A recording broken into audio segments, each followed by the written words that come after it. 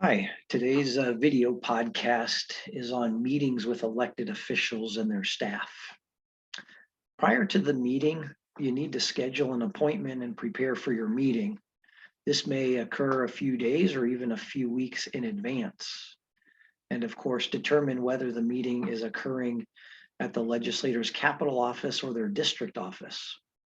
When contacting an elected official's office, ask to speak with the scheduler or contact the scheduler by email and be prepared to offer several dates and times that would be available for meeting.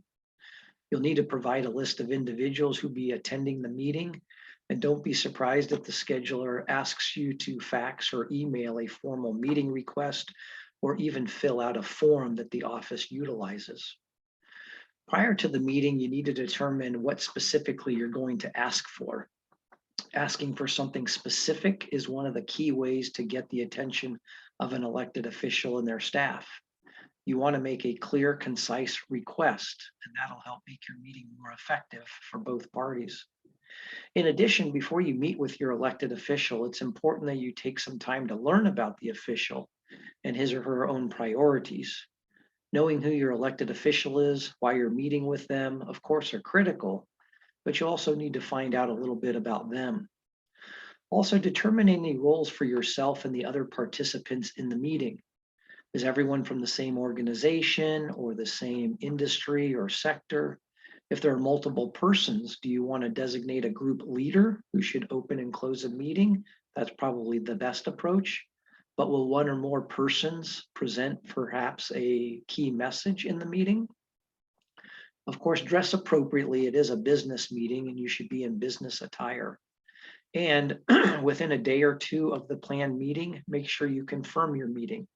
You don't want to travel all the way to the state capitol or a district office to find out the meeting was canceled or rescheduled. During the meeting, always be polite. Even if you have hard feelings or upset about a particular issue or a stance taken by your elected official. Similarly, if you don't get the response that you want, make sure that you engage professionally and politely with both legislators and their staff. The meeting may not be successful by your point of view, but hopefully your next one will be.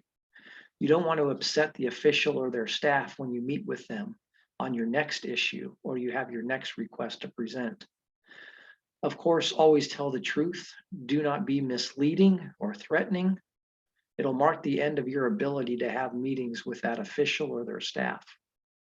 Also, never discuss any political campaigning or campaign contributions in a legislative or district office, or in any way connect campaigning or campaign contributions to an elected official's official actions. So to be safe, don't ever discuss anything political or campaign related with either elected officials or their staff. Of course, it's important to arrive on time, not too early, but definitely not too late. Most of all, be flexible. For example, the legislative office physically might be full and staff has to hold a meeting in the hallway or another space or in the cafeteria. Don't be fazed by that. Similarly, if your meeting was scheduled with the elected official and he or she is in committee or stuck in another meeting and is unavailable, happily take the meeting with the legislator staff. If you can't make the scheduled meeting, of course, be sure to contact the office well in advance to cancel. When you begin your meeting, identify yourself and your organization if you're connected to one. Explain that you might be a constituent or what your connection is and what is the purpose of the meeting. And of course, be specific in your request. Do you want the elected official to vote yes or to vote no? Perhaps to do something else, write a letter in support of your cause, talk with a fellow legislator about your issue.